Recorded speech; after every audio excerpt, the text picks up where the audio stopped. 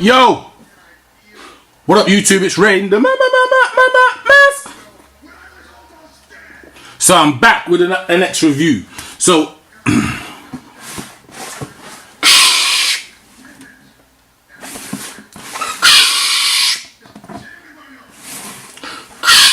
that's supposed to be the static coming from.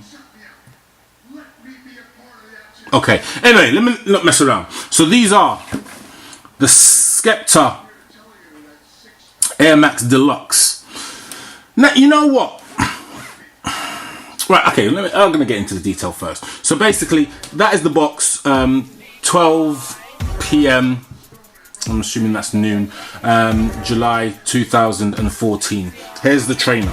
So, now, Nike have concocted a story, and I guess we have to believe it, that the static is in relation to, I think it was a tune that he brought out.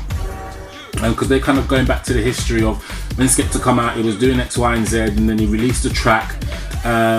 What was the track called? It was That's Not Me. I think it was That's Not Me. Personally, I think it was some of his worst work. Stuff that predated 2004 was obviously better, but hey, let's not get into that.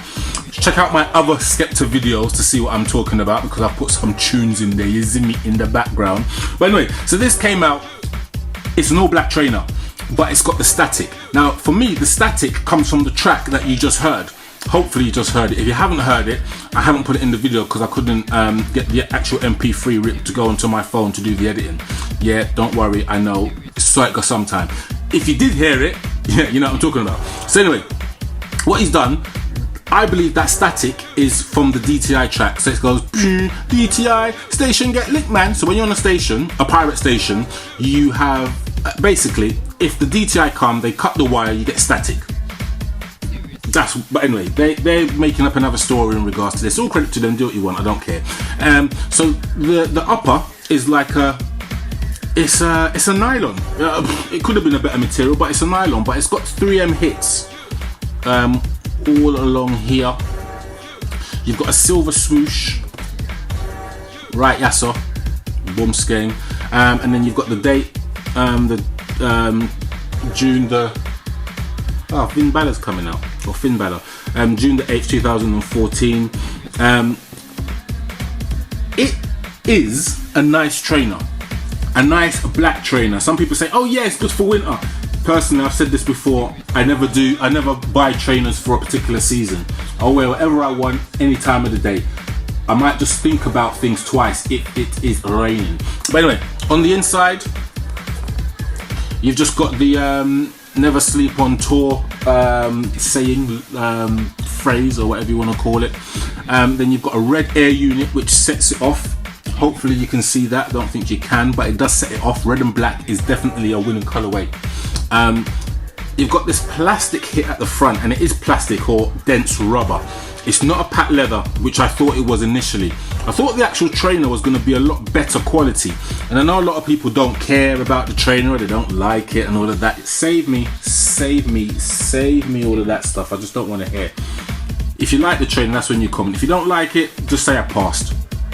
Now, there was a bit of gas that came up from Skepta, and I don't know if I've still got the tweet or the actual actually, I don't know if it was gas. I don't know who's gassed who, but it says.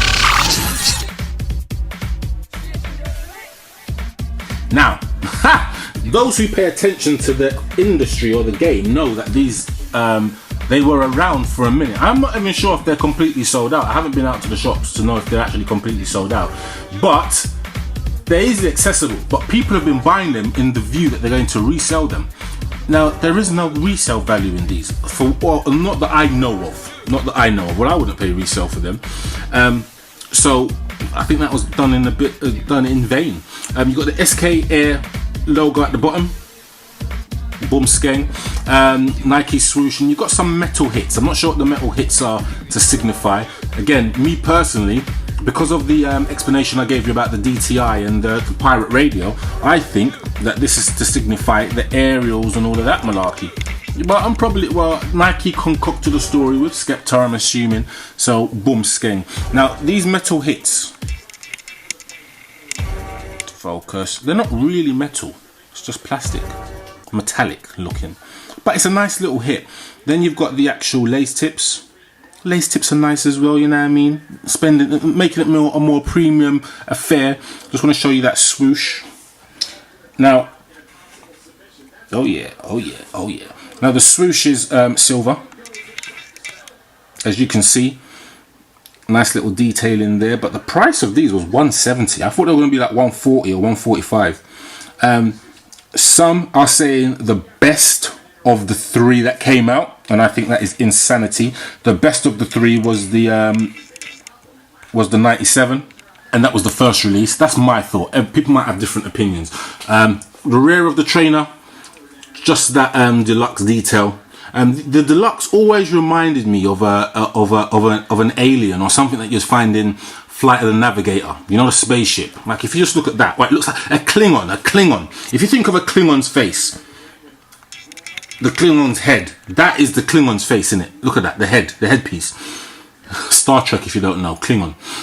But again, look, it's a black trainer. I've bought it not because I'm like, yeah, I need to have it. I think it's more of support for the artist. Now that might sound a bit stupid because obviously, what does the artist care? You know what I mean? But anyway, let's not get into the semantics and the politics. Let me know what your thoughts are on this. Did you get them? Did you pick them up? Did you like them? Did you hate them? Shouts out to the massive that are going to come and say I hate them, I dislike them, I didn't buy them. That's cool, you know. Bless. Anyway, Rain the Mask signing OUT out. See ya.